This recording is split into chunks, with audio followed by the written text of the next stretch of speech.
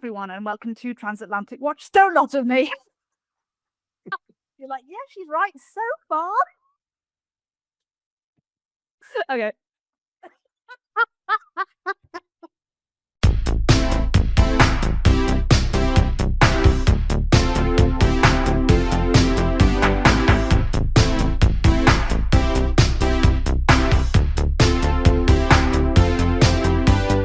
Hello, everyone, and welcome to Transatlantic Watch Party, a movie podcast in which Dan in Canada and myself, Cara, in the UK, watch a movie separately and then get together to discuss it.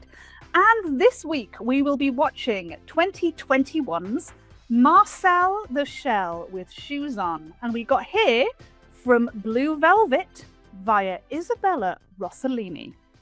This was directed by Dean Fleischer-Camp, written by Dean Fleischer-Camp, Jenny Slate and Nick Paley, and was nominated for Best Animated Feature at the Oscars. Sometimes I find my mind wandering, thinking, what would my family think? Do you think they could be out there? Marcello, let's forget about being afraid. Just take the adventure. Okay, let's do it. Hi, everybody. It's Marcel. I'm recording this video because I'm looking for my family. There's no point listening. I don't worry anymore. Marcel the Shell and the search for a family reunited. Marcel, how long has it been since you've seen your family? I couldn't tell you, but the space in my heart gets bigger and louder every day. Dean, do you know how long? That's 2 years. 2 years. Yeah. Oh, that's nice to know.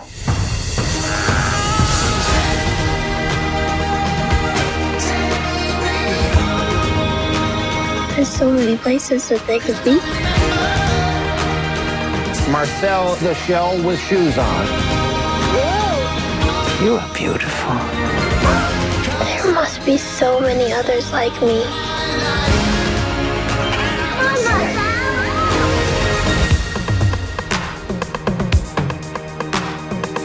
He has got to go. Not that I don't like Arthur. Not that. I'm okay. No! Oh my God! Arthur. No! Arthur. Ah! What's interesting, I think, about that is that this is kind of like bookending Isabella Rossellini's career, because Blue Velvet was at the beginning. That was her first major role. And this is her, I think, most recent thing. I don't know, actually, if she's done anything after this, but it's only a few years ago, so it's been fairly recent. Okay, here's the overview. Marcel, a 1-inch tall shell, lives with his grandmother Connie, the only residents of their town after their neighbor's sudden mysterious disappearance. When discovered by a guest amongst the clutter of his Airbnb, the short film he posts online brings Marcel millions of passionate fans and a new hope of reuniting with his long-lost family. And I should add, another movie in which 60 Minutes is the hero. Did you know that, by the way, coming into this, that 60 Minutes is a big part of it? Like, hey, it's like we're on The Insider again. It's the same thing. You know, it's nice when we get like a repeat, sort of character who hasn't been the reason that we've jumped from one film to another, but to get like 60 Minutes having another major role in this film was very exciting. Yeah, it was really interesting. So what did you think of it overall? I thought it was adorable. I cried a lot. Aw, it's very, very cute. Yeah, this is just a lovely little movie. My kids are way too old for this kind of stuff now, but if I'd known about this, maybe I didn't back then because it was 2021. That was a weird year for movies. But I certainly, if my kids were younger, I would take them to see this or watch this with them because it's just a lovely, heartwarming story. But I don't think in any way it's a kid's film. You know, like, I think, there might be an age where you're too cynical for it, but I think those people are mean because this film is so genuinely wholesome in a not saccharine way. It's just adorable. I loved it. It feels very authentic, and I think the writing is brilliant. Like almost everything Marcel says is interesting and inspirational and like insight. Like he's just so clever and witty. And it was just a joy to watch. There's so many quotes. I've just found a page of like good Marcel the Shell with Shoes On quotes. I'll come back to every once in a while to like use so many good lines in this movie. And it was fun. It was so much fun to watch. Do you want to tell us who's in it? All the people in this movie, by the way, give me lots of options for jumping off to the next one. Oh, I know. I made it so hard for you. So we have basically there's three main characters in this. We have Jenny Slate as Marcel, Isabella Rossellini as Nana Connie. All right, and then I've got Dean Fleischer-Camp, Leslie Stahl, and I don't know how you pronounce her name, I'm afraid. She probably said it during the film. Shari Finkelstein as themselves. That sounds right. Yeah. And Dean is kind of like a fictionalized version of himself a little bit, right? Like he was the guy who came up with this in the first place and did these. This is all based on a series of shorts, right? They did a series of short films. And Dean and Jenny were married at one point, I found out. While they were doing this, they did it, and then they got divorced and made this movie, which I thought was interesting because divorce is kind of a part of the movie, part of the story, right? And can I just say, I'll tell you this now. There is a point at which we see Dean's Airbnb account, and it's got the picture of him and his wife. And I went back and checked to see if it was like Jenny Slate, to see if they put, and I don't think it was. But while I was in there, I noticed that it had all of the reviews that he's got from people he's rented from. And the top one was from Dan in Canada. Hey, that's me. Admittedly, it was a Dan in Toronto, Canada. But still, I was like, that's the closest either of us have got to getting in any of these films so far. Nice. Yeah, good eye. I didn't catch that. I also like this. I think it was a great little movie. I don't think I should move into the plot, shall we? Yep. Okay. It takes 20 shells to make a community. Marcel and his Nana Connie live with their pet Lint Allen. I didn't catch that was his name right away until it came back to him later. In an Airbnb, the latest tenant, Dean, decides to document their lives and upload the resulting shorts to the internet. So for opening this film is basically it's like a handheld kind of style. It looks like he's using his phone, honestly, but he's probably using a better camera. I don't know. And he starts just shooting interviews, and he starts talking to this little shell with one eye. We should talk about their appearance for a bit, because like I didn't really clue into what they were, but I did really get, like, after a while you start to see all the little infrastructure and their houses and the things they have built throughout the place, and it's like, oh, this is kind of like, it's like the borrowers or the littles. It's like a little people kind of thing, right? Where these are just magical creatures that kind of live in the house and nobody usually notices them. I get that idea that they kind of live there. When the previous people lived there, they didn't really notice them. And Dean only notices them because he's a documentarian, I guess. He does this for a living, so he notices things, and he sees this little guy, he starts talking to him.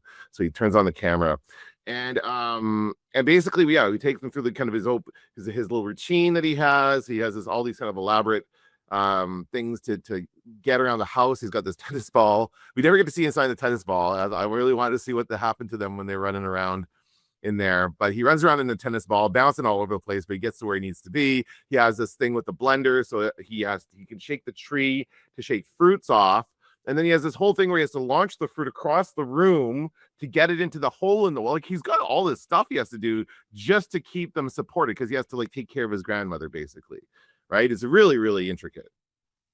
Yeah, it's so believable. It's ludicrous.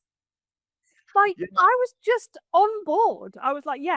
And the thing is, they don't have arms, and they have he has the end of his pointy shell, but Nana Connie is round, so she doesn't have anything that she can really grip onto. So that was the only bit where I was like, how are they? Because you do see them, like, how do they tie a knot? Yep. Somehow, and we don't see them doing that. But like, Nana Connie has a hat that she wears to garden in. How does she even put that on? I have no idea. But like, I was just like, hey, I'm sure they figured it out. I just brought You making what? A documentary. Oh, it's like a movie, but nobody has any lines, and nobody even knows what it is while they're making it. No? That's sort of a way to put it, yeah. No, I just am making a little video portrait. About Marcel? Yeah. A film? Yeah. It's like the truth, kind of. it's a movie. And it's the truth about Marcel. I mean, I hope so. I guess you could really spin it. You do see them manipulate things very quickly, and I don't think the camera's like not pointed at them when they're doing it, so they don't quite see how it is. I just kind of assume they use their mouths to do a lot of this stuff, to like manipulate a lot of these things. And yeah, part of me does start to think about like what kind of creatures are these? Whenever we're presented like so this is clearly magical. We're not really supposed to question this kind of stuff. He's just a magical little cute shell that lives in this house. But yeah, part of me is like, is this like a species of magical shells that have been living in our houses for years? And it didn't even occur to me till the end that these are little hotkeys or whatever you want to call them. They're little crafted things. They're not all shells, as we learn, right? They are all kinds of different things. Some of them food items, and yeah, oh, okay. So this is like the creator of this probably had one of these little shells that maybe his kids made or something. I don't know. Do they do this kind of stuff in crafting all the time? And then decided he was a character and decided to go with it, right? And it's really brilliant because he's Marcel the Shell with shoes on, which is what he is, right? And he talks about that too. He talks about the shoes and stuff. It's really cute. Yeah, when we see, there's a point at which we see like Marcel has done like a cave painting, on the back of the mirror, and I was like, is that a cotton reel? Is that a peanut? And I thought I was like, maybe he'd drawn like other things. But then when, spoiler alert, at the end when we find them all, no, one of them's a cotton reel and two of them are peanuts. One of them is a pencil on wheels. And they're not even wheels, they're just two little bits of paper. Like, none of this works. It's absolutely genius. But it's kind of like a Toy Story kind of thing, right? Where remember in whatever the one with Forky was a created toy that the kid had, and they just glued some googly eyes to a spork, and that was their toy, right? Well, this is just to say anything can become alive if you just add a little personality to it, I guess. I don't know. No, I hadn't thought of that, but no, that's a really nice idea of how these things came to be. I like that. Yeah. There is a point at which Marcel because there used to be more of them, and I thought, because he was talking about family, I thought they would all be shells, and yeah, like me we too. discussed, they are not. And he talks about like his neighbors and they have an accent, and like we didn't speak the same language or whatever. How does it even happen? But he's made all these genius little inventions for how to get things to work around the house or something. And there's something that he's made which is like a shoe attached that slides down a rope, so he can get from like the tree back into the house. And they go, how did you make that rope? How did you make that work? He's used pubes. And he's like in the bathtub, standing on them, straightening out the curly hairs, going, these ones are really strong. What does he call them? I don't know what he called. He just There's a name for them. Oh, it's so funny. I don't remember it now. I should have written it down. I come to the bathroom, I get these curly hairs. They're the strongest. Because you have to uncurl it, but then you can see it's really long and strong. What are you laughing at? We call them hearty hairs. Dean is like laughing at him, so I just wrote down, don't laugh at Marcel's use of pubes. Because also, Dean, whose pubes do you think they are? Wash out the bath, you filthy fella. Yeah, that's disgusting, but true. There's a funny line there. He was like, "I'll call them my hefty, whatever." He had a specific name for them. Yeah. And then I was like, "Am I wrong? And is this beard hair?" And like, but no, I didn't. No. I think it was very clear what it was meant to be. That's my laughing, right? Yeah. And the way it's shot is. He is so integrated in that world. He and Connie are so integrated in the. I never for a second thought about how they shot it, and that's the kind of thing that often when I'm watching, especially magical films, I'm like, oh, I wonder how they made that happen. And I just didn't question it. I was just like, yeah, he just exists. But of course, they had to like film it all and then do they sorted out the script, and then they had to film it all. Then they had to like. Stop motion him and then green screen him in. And it's absolutely bonkers what they had to do. Like how long it took to make. And I was just like, yep, seems right. Do you think it works because of the simplicity of the character? Like they are very simply designed, and the mouth is basically drawn, right? The whole mouth animation is drawn on, so they don't have to worry about that. So all they have to do is kind of make this little thing kind of move across the whatever. He does things like he uses honey to climb up walls. I love that part where he does it, like very smart, right? Yeah, he's just thinking. Yeah, and then the cleaner comes around and she's having to clean all his little honey footsteps off the wall. And I don't know if she knows that he exists because, like, Dean is filming him when the cleaner comes round and she's in the same room and you get a look from her. And I was like, I don't know whether that look is, what is this guy doing? Or whether she's like, oh, look, it's Marcel, you know? Yeah, I got that vibe from him. Like, oh yeah, I have to do this all the time. Like he's always leaving his footprints all over the place. It's kind of what I got from that shot, right? So, yeah. Yeah, but he's very smart. I have absolutely no idea how old he is.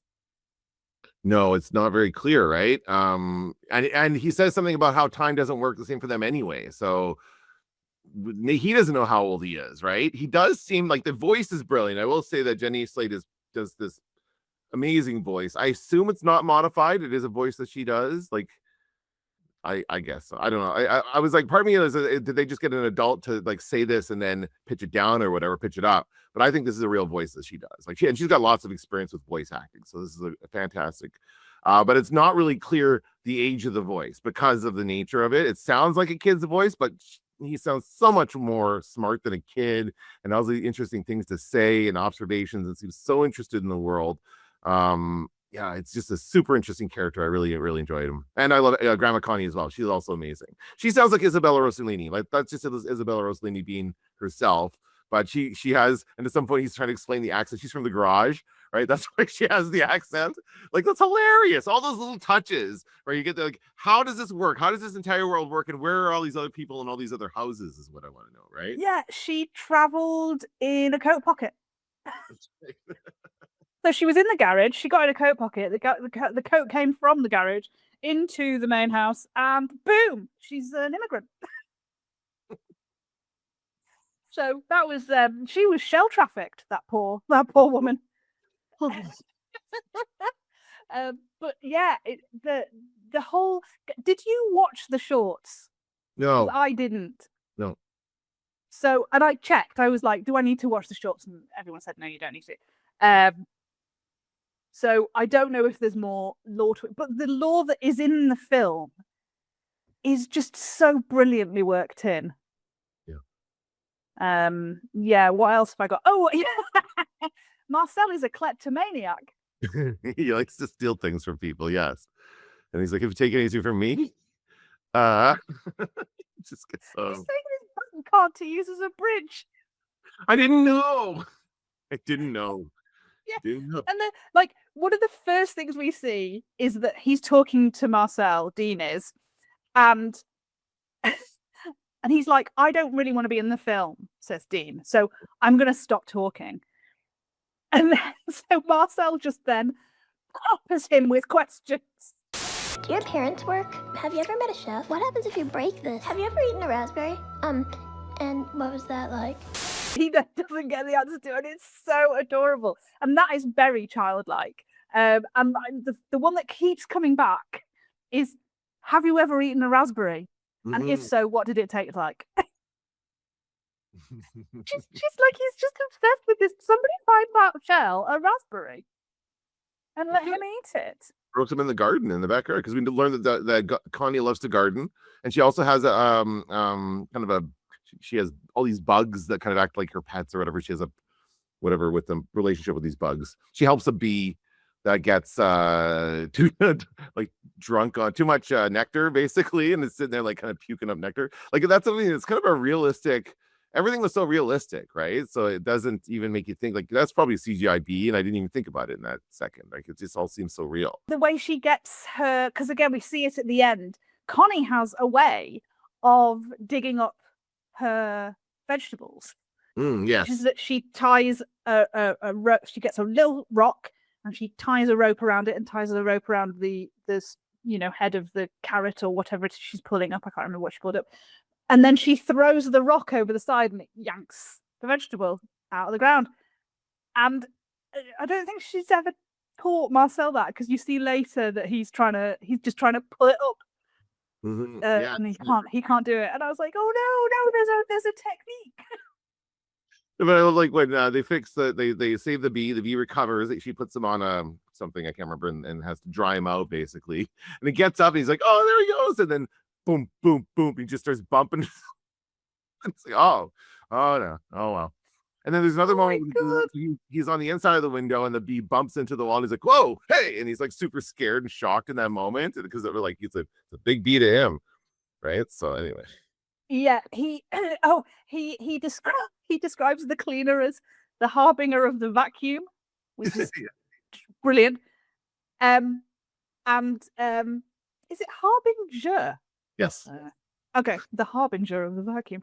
And when first of all, it's only Marcel, and then he like encourages Connie to get involved, and Connie seems fully on board with it, but he's trying to explain what it is, and he says to her, "Oh, it's a documentary," and she's like, "Well, what's the documentary?" And he says, "It's a movie where nobody has any lines and nobody knows what it is while they're actually making it." He's like, yeah, you could describe it that way, I guess. Sure. Well, some documentaries are that. Some people just go out and get a load of footage and then find the story. Other people have a story and make a documentary. But yes, this sort of fly on the wall one like this is, can be very like, we'll just see where it goes, I guess. And yeah, he like the thing with the bugs. He does not like. He's not into that at all. Marcel, No. not into the bugs. And there's a point where there's a worm, and she's explaining like, "Oh, and then he moves all the soil for me, so I don't have to dig the soil. So it's great. We love that." And Marcel's just like, just gagging. Yeah, he's not a fan of the bugs. And then we did get to the first point in this section. We did get to the first point that made me cry, which was that she'd made a stage for Marcel, and when he got up on that stage and started singing, I was a goner. Was that you? I was just like, there's no audience, and like, how long has he been doing it when there's been no audience? And like, just like, so yeah, absolutely ruined. Dean does upload these things to the internet, to YouTube or whatever, and at first they get like 84 views, which is pretty normal. I can identify with that. And then all of a sudden it blows up, and they basically, and then he kind of gets into the next section, right, which is when he tells us about what happened to the rest of his family. Yeah. So the next section is, if I was somebody else, I'd really be enjoying this. That was another point that made me cry. Marcel tells us the story of what happened to his community. Having become pretty famous through Dean's shorts, they decide to ask his new community to help find his family. So, yeah, he tells us what happened. So we know that I hadn't realized until Dean specifically said it that this was an Airbnb, because like the picture on the fridge is still the owners of the house, and I thought that was really weird. And he kept saying, "Oh, the man and woman went away, and the man and woman did this, and then when the man and woman lived here." So it's one of those, until he tells you, you don't know anything, and I love that kind of narrative device. And so we discovered that they had been rowing for a while, and in the meantime, the big family get together every week was to watch 60 Minutes. Yes. So they all used to waddle in and crowd around and watch 60 Minutes. And the couple did too, right? They would watch with the couple? I assume so, because I don't think they turned the TV on their own. So I assume that the couple were watching 60 Minutes, and then like they just found like, because I don't think the couple knew about them. No, I don't think so either. You're right. Yeah, that's the thing. Dean is the first guy to discover who these people are, basically. Yeah. Yeah. And so they used to watch every time. And then the couple started arguing more. And so the people, the community decided that when they started arguing, because things would get broken and they didn't want to get caught up in that, they would hide in the sock drawer together.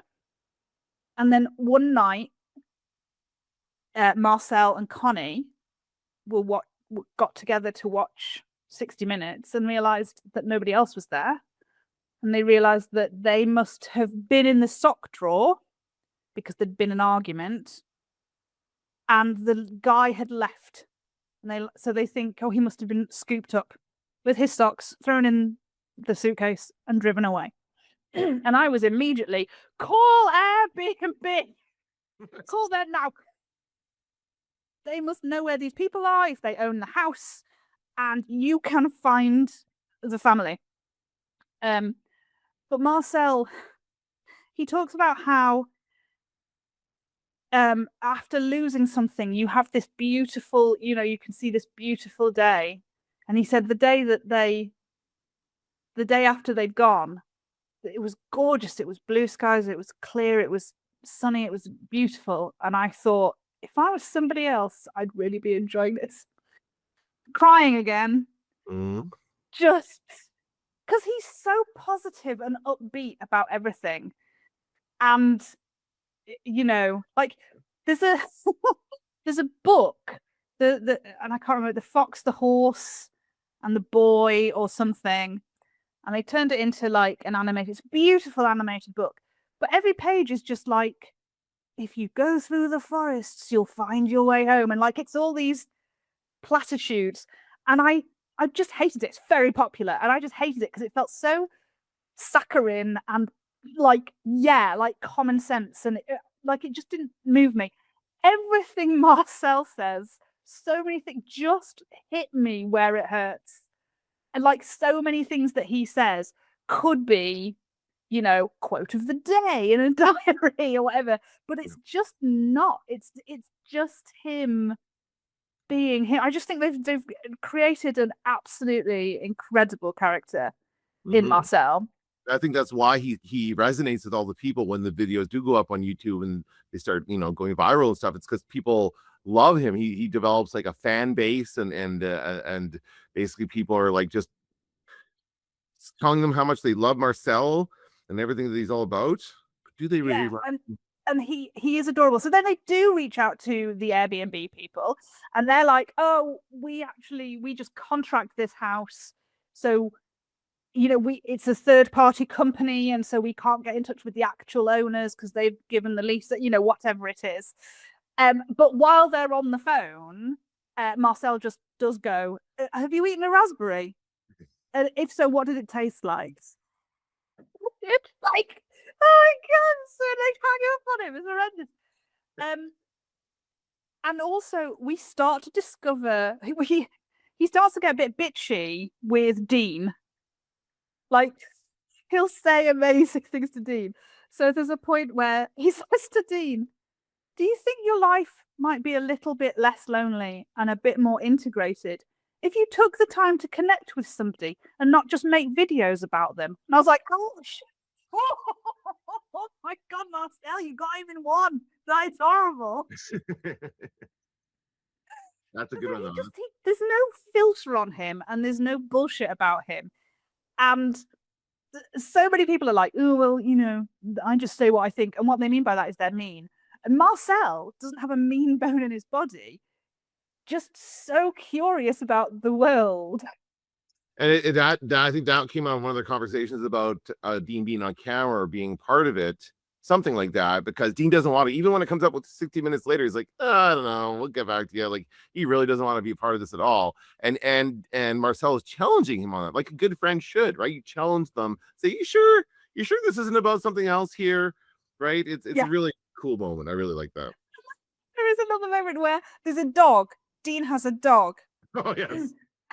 And he's like, there's a point where Marcel goes, he's your best friend. Do you not know any other guys or? Okay. I don't know. My favorite moment with the dog, I assume it was his dog, although I guess it wasn't clear. It was when Marcel's letting that lantern go on. He's on the roof and he's like he made himself a little tiny floating lantern of a little tea light, and so it goes off. He's like, every time I do that dog goes nuts. This is my bedroom. It's a bedroom, but I sleep on a piece of bread, so I just... Whoa, sorry. Just saying hi. I actually like the concept of having a dog. Oh God, I can smell his face. But I just tie a hair to a piece of lint and I drag it around. I love you. Come on me. Come. He very much hates the dog, but he puts up with him, right? Yeah, he does. Yep. And then also, when we get to a later point and the dog, Marcel says, I don't think the dog can be here anymore. Instantly, the dog is put in its travel cage because it's going to go back to its mum. And he's like, what's he in jail for? Yeah. Because you put him in. I didn't want him to go to jail. Yeah. Well, in the year. So that's when, he's like, oh, all these people are watching. Yeah, And so they decide to sort of make moves towards potentially finding his family. Yeah, they do, like, one of the things they do during this time is that they share their location, and so they basically, like, because they want people to help them find, right? So here's where the Airbnb is, and then here's a listing of it. So people are like doing their internet sleuth thing and trying to find all this stuff. But people are also just showing up and vlogging in front of the house, which isn't helping anything, right? And so Marcel's like, oh, this isn't really what I had in mind. This is like, people are just here for themselves. They're not really here to help me. And so he kind of gets discouraged by all that activity. Yeah, but that's kind of the result of this. So they got some leads, I think, but nothing that really helps them get anywhere with finding out who these people are or where his family is. Right? Yeah. So I think that leads us well into the next bit of Because Plot. It's an audience. It's not a community. That's what he says, right? When he discovers that when those people show up and they start doing the selfies, he's like, oh, these are just people watching me. And they like what they see. They're engaged in and all the comments say, I love Marcel, but they're not actually going to do anything to help him. They're just kind of along for the ride. So he wants to go out and go out and see. He wants to get up high so he can see, try and find the car. It's a very distinctive looking car. What color was it again? I don't remember. Teal car that this person, I think the guy's name was Matt, by the way. The guy's name was Matt.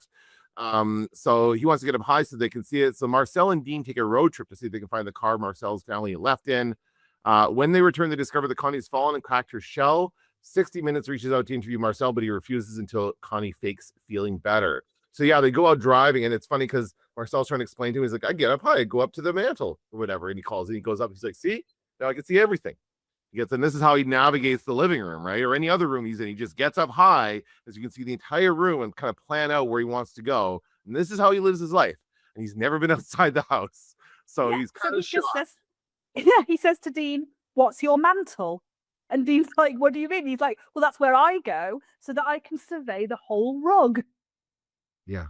And he communicates so well. Like, he takes what he knows and he turns it into a way to explore the bigger world out there. I mean, he doesn't know anything. He doesn't know how big the world is. But he's good at lateral thinking, this kid. Yes, he is very smart again. And so they go off, and so while and again, I was confused at this point. I wasn't sure what had happened to Connie. So while they're away, they come back. There's been more people there vlogging and doing stuff. I thought people had broken in. Did you think that too? Yeah, yes, absolutely. Because there were some pictures in the house, and I thought, oh, people have broken in, but it wasn't made absolutely clear that that's what would happen. So I must admit, I checked on Wikipedia in their plot, description, and it said, she'd fallen and cracked her shell, and I was like, that's the easiest way to put it because I'm not sure what happened. And he'd actually been acting he was nervous about leaving her alone, right? So he was like he's like, why don't you just get into this big thing, get into this colander right now, just sitting here all the time, right? You don't have to do anything, just sit here. And she's like, no, we're just gonna be doing my thing. She goes, take this off me right now. Right, so he was worried about her, and I guess maybe for good reason, because they both have to do so much to get around. Like, it's just so difficult for them to navigate this huge world that it's very, like, I'm not surprised that she just hurts herself. She just falls off the washing machine or whatever, and that's it. Like, she cracks her shell. I don't think that shell is healing up. She has a band-aid on it for the rest of the movie, so that hole in her shell stays there. And it's during this time that they get this email, and I guess they reach out to Dean, because he's the one with the YouTube channel, to see if they want to. And they heard about how much they love 60 Minutes. That must have come out in one of their videos or one of the things that they posted where they talked about their love of 60 Minutes. So 60 Minutes reaches out, and Leslie Stahl. Yeah, and in particular, yeah, Connie loves Leslie Stahl. The other thing with Connie is she was already getting older, obviously. I don't want to say frail, but probably. But there is a point at the beginning when we first get introduced to her that, you know, we've spent a few minutes with her, like all different clips of her here, there, and everywhere doing whatever. And then she goes, "Why is he filming you? What is he doing?" And she forgets. And you're like, "Oh, okay." She's got a bit of like, you know, her mind's starting to go a little bit and that kind of stuff. Yes, there's a bit of that going on too. Yeah. So he's very clearly taking care, like it's taking care of his elderly grandmother, right? And that's the it's a difficult situation to be in. And he loves her. She's all he has left after losing everybody else. So he is so upset when they come back and she's been hurt. And he is so nervous about letting anybody else in the house, because every time, like, well, this is why I thought people had broken in, because I thought he was saying that every time people came into the house that something happens, right? And so but no, I think that this, like, he just is nervous about being on. I think he's really nervous about being on 60 Minutes himself, and that's really the issue here. Like, he's very much, oh no, I don't really want. He does, but he doesn't, right? And so he's trying to make an excuse. He's using her health as an excuse for him to say no to the show. Yeah, but also when he says every time someone comes into the house, of course, they'll have had people in and out of that house all the time because it's an Airbnb. So it's not even people breaking in that he's necessarily talking about. It's just every time a new person comes in, they have to retreat and figure out, you know, this new person and how they're interacting in the house and whether they can carry on about their daily things. Them having Dean there must be an absolute dream, you know. And I keep wanting Dean to, like, do stuff for them, you know. Well, there's a point where she does ask him for help. He's like doing something. He's got the light he sneezes, or the candle blows out, and he's got his hands full. Whatever he's using for hands, I can't remember what he's doing in that moment. He's tracing. He's trying to his carving. He's got his carving on the back of the mirror, and he's rubbing it with like a chalk or with charcoal to get the rubbing on this, and so you can show people what they look like. This is what my family looks like. And so while he's doing that, he sneezes. He's like, "A little help," and Dean's like, "I'm not supposed to help you." He really doesn't want to, but then he does. He really does end up helping him. This is the point where he gets worried about the dog, and the dog gets put in jail, and they're standing outside the dog in jail and the dog prison. And Marcel is like, "Well, where's he going then?" And he says, "Oh, my wife's gonna come and get him." And Marcel is like, "You're what?" He says, "Oh yeah, we're separated, and so blah blah. That's why I'm living here." And he says, "Why didn't you tell me this?" And he's like, "Well, this was about you, you know." And he's like, "I told you." He says, "What does he say? I was sharing. You didn't also think to share?" And I wondered if we were going to get into how films like this, fly on the wall documentaries, can sometimes feel exploitative.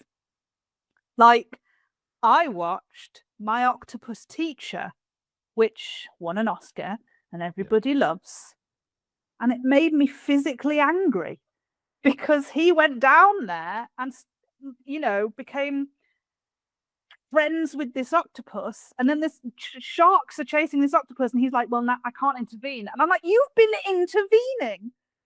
I don't care if you do, just by shoving your camera in this octopus's face and creating this relationship, whether the octopus thinks you have one or not, I don't know how octopuses think, but you consider it a friendship, and like, and now you won't help." Ways, right? Friendships go both ways. Yes.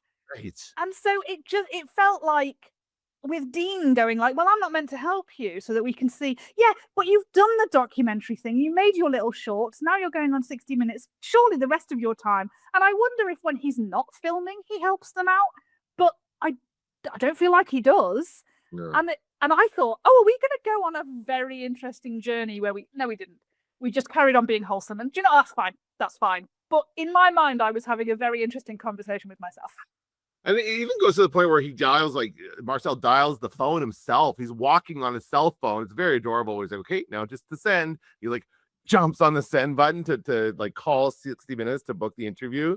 And so it's kind of this like leaping forward. I kind of like that moment where he like leaps and he's like, okay, leap of faith, we're gonna do it. And he calls them, right? So that was Yeah. pretty nice. And after he's dialed the phone and he's on the phone with 60 Minutes and they put it on speakerphone so that everyone can talk, in the background, Connie is there.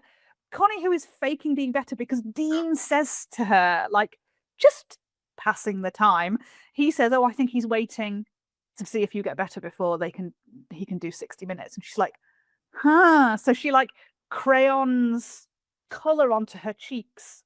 And so I could just imagine her like just rubbing herself up against this crayon, like to get the pink onto her cheeks. And Marcel's like, her color's really, she looks better than me. And so she says to him, I like you brave, which I thought that was such a beautiful, simple thing for her to say, but just life-changing for him. And so he comes around to doing the 60 Minutes interview. So they make the phone call, and in the background, she is standing on the keyboard on the Z key, and on the screen it's just goes absolutely brilliant. Talk about your family and your search to find them. Sometimes we'll learn something as we're shooting, and that can lead to new discoveries. Do you think it's a possibility that something could come from? Yeah, I mean, there's no promises, but I love that. They keep coming back to it too because she's there. She's like in the thing, right? She's in the scene, and it's just like just ongoing. You're gonna have pages and pages of Zeds. It's hilarious. Yeah. And also, we didn't mention, but Marcel gets car sick. Oh, that was so funny.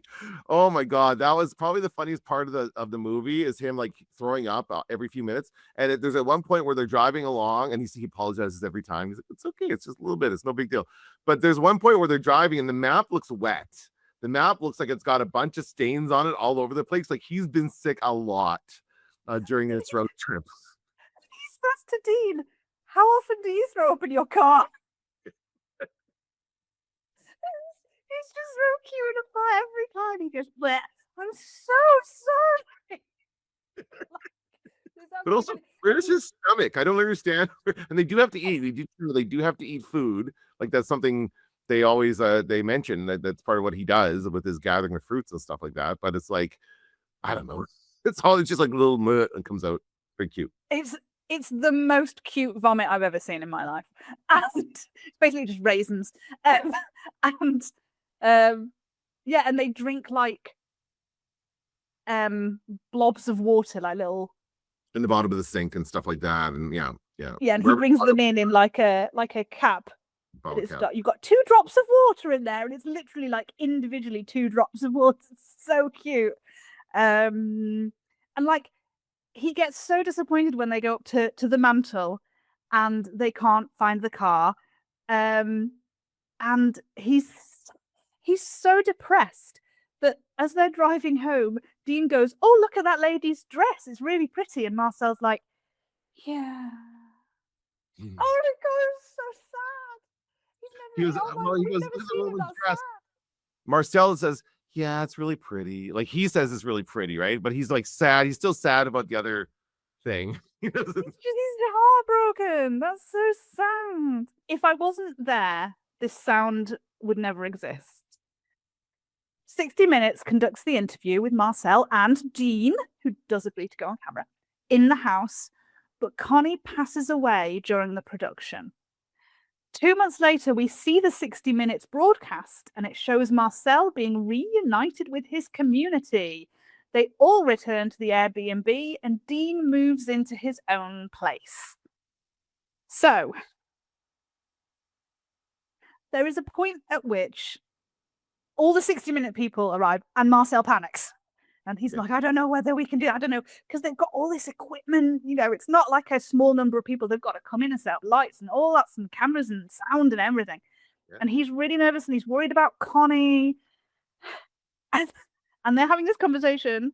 And Dean is like trying to interject. And Connie goes, Dean, please can you shut up? And he's like, yeah. So, and she manages to talk him round. And she like sits with him while they're setting up, and they're like naming all the people who are walking around, like, oh, that's Mr. Ponytail Man, and that guy's looking for the bathroom, and so funny. He's Mr. Headphones. Like, he's just got nicknames for everybody, right? That was so funny. Yeah. And it's like, as people walk in front of the camera, they're watching like a screen, and they're like, oh, they're on TV, and they're in the real world, and now they're in the real world, no, TV, and they, like, they're getting really excited, as you would. And Leslie Stahl comes in, and it's so exciting. And then Connie just sort of drifts away, and she's looking at a ladybird climbing on the inside of the window. And then, like, the ladybird just leads her to her next life, and they disappear. So, and Marcel can't find her, and there's no evidence of a body or anything, Is there though? Like, I'm curious. So here's what I thought. And this is while they're doing, and we never see them actually do the interview. They just cut to like, oh, that's a wrap. Good job. Kind of like we did in The Insider. Actually, they did the same thing. And they'll show the interview later. But so while they're filming, she goes kind of wandering off on she's on the windowsill with a ladybug, is what I would call it. And it fades away. It looks like she fades away. So I'm like, does that mean that they're magical creatures? And like it's like in Star Wars where when they die, they fade. That's what happens in Star Wars. But no, I don't think that is it. I think it was just a choice to fade her away in that shot to indicate what is happening. And I think her body is in the bed. I think he finds her body in the bed later on. Yes. I think that's what happened. Could do. We just don't see it. And he does bury. He does. Something. There is a burial, but it could just be. I thought it might just be like, a nice thing for him to do to move on. But yes, I think maybe she is in the bed. Yes, because he does. That's where he kind of stops the search. He's like, oh, and he realizes that she's not left anymore. Right. So very, very sad. It's so sad. There's a line in the interview when he's talking to Leslie Stahl about, we don't do time the way you do time. We don't do clocks like you do clocks. So I have seen, the leaves have fallen and the shoots have come up, and it's beautiful the way he talks about the years passing. And then Dean's like, oh, it's been about 2 years. It's devastating. And he says, the space in my heart gets bigger and louder every day. I stop making me cry, Marcel. This is terrible. But then when he finds out it's 2 years, he's like, oh, that's good to know. That's useful information. And so then we get this 2 months later caption, and and we go into what is obviously him watching 60 Minutes on the TV, because the 60 Minutes have called back and said, we've got some new information, can we re-interview you? And I was like, yeah, they found the family, and so we see the 60 Minutes broadcast, and then eventually you pan back and it is everyone watching themselves on 60 Minutes, and it's great. And so I was crying when they found them in the sock drawer, and they were like, yay, because they find the woman who owns the house. She takes them to Matt's house, and he is obviously not up for it, because you can hear him on the phone going, no, I don't want them to come round here now. She's like, all right, see you in a bit, bye. She just hangs up on him. And they turn up at his, and he's like, it's a mess, don't judge me about the state of my house. They go in, and they're looking everywhere for the community, and they can't find them anywhere. And so Marcel's sort of getting a bit like, oh, this obviously isn't going to work out. Getting a bit despondent. And then the couple start having an argument. And Marcel hears the alarm, which is the sign for everyone to get to the sock drawer. So they find the sock drawer, and everyone's in there, and they're all like, oh, you hear all these little, it's so cute. And I was crying, and then they're all skating together. I was like, oh my God, this is so, is that a pretzel? Yes, that was a pretzel. I'm taken aback. It was a very weird, and also because when he shows you on the back of the mirror, he tells you about them all, and there's a point where I go, oh, that's the one with the bad timing. I spotted him. It was very exciting. Yeah. He has this point where he goes like, I don't remember what point of the movie this is, where he's saying goodbye to all the people. I like to say goodbye to my neighbors, the Costas. Goodbye, the Costas. Even though we had a language barrier, you were my neighbors. You always liked the garden. Goodbye, Richard. You were the worst singer in our class, but I loved how you let me cut you in line. Goodbye, Anka. Your sense of timing is one of the worst. Bye, Sandra. You are my favorite author. Goodbye, Mrs. Kim. That time you ate a pepper flake and it made you fly into the wall was one of the funniest yet most serious accidents any of us ever witnessed, and you bore it with great grace and bravery. Goodbye, Brad. Thank you so much for rolling that marble into my bread room. I still keep it to this day. Oh, yes, and he has the bread room. We forgot about that. Yeah, he sleeps in two bread, which I assume he has to replace every once in a while because they'll get moldy, but he must like get fresh bread every. Yeah, that's what I get. And like, I think there's a point where you see them sitting on like an opened hot dog bun or something, and like there's a bite taken out of it. It's like they will sit down to watch TV and then they're like, "Oh, I need a snack," and they just eat their furniture. Brilliant. But yes, that's the point. That is when he's shown us the back of the mirror, because he like blows through a little piece of pasta. Oh yes. And Dean goes, "Oh, that sounds like taps," and he's like, "Oh, I can do taps." Do, do, do. Oh my god, I was in bits. I was like, this is a fake shell blowing taps through a bit of pasta, and I'm ruined. Yeah, it's adorable. Yeah. So yeah, they all get back together and they all move into the Airbnb together again, and they go skating. And skating is something that we see him doing for Connie when Connie's not feeling very well. So he jumps down onto the sofa, which releases a load of dust, and the dust falls on the glass, I think, coffee table, and then they skate through the dust. And it's just, oh my god, it's just so cute.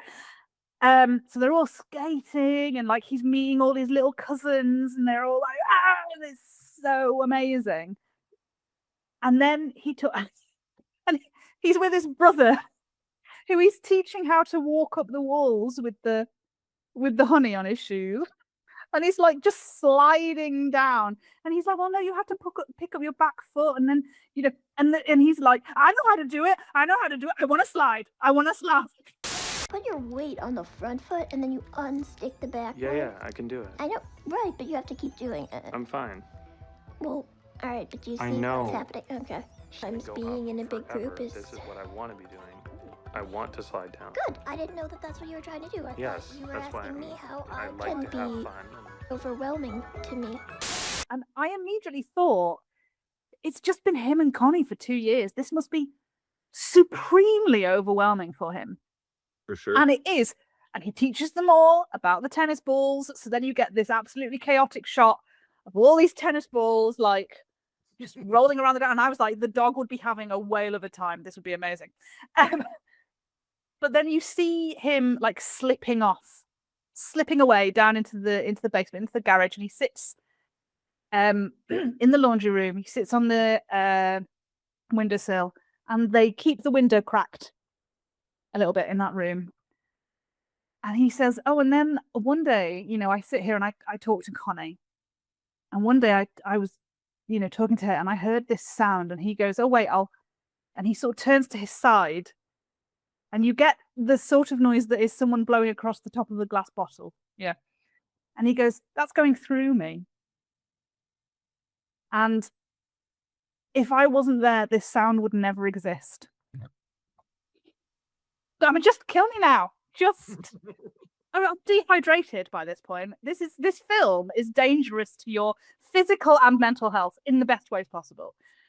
And then the film that's the last thing, and then the film ends. But then during the credits, we see Marcel go and visit Dean at his new place. They're like best friends. I'm so happy about it. And he's like all, oh, who are the flowers for, Dean? And Dean's like, oh, I just like flowers. Then eventually he gets it out of him that like there's a girl coming over, and oh my god, they're just the best bros ever. Yeah, he gets a good whiff of the dog's new dog breath from the switching over to wet food. There's a bit again. It's kind of conversations you have with your friends, right? You're right; they are very good friends at this point, and this is just a friendship for a lifetime now. I think it's awesome the way they show this. By the way, Canadian treasure Nathan Fielder as the brother. I recognize his voice right away. That guy's hilarious. You should look up Nathan Fielder and see the other shows he's done, because that guy is so funny. But I'm sure he's friends with Jenny Slate or something like that. Like this seems like they would run in the same circles, because he's also into stand-up comedy. And yeah, this is a great, like, happy ending. It's a perfect ending. I also want to say skating has come up a couple times now. It's like the third time skating has come up in our movies, right? We had Rocky, and then we had, what was the other one? Oh no, well, I mean, obviously Goon.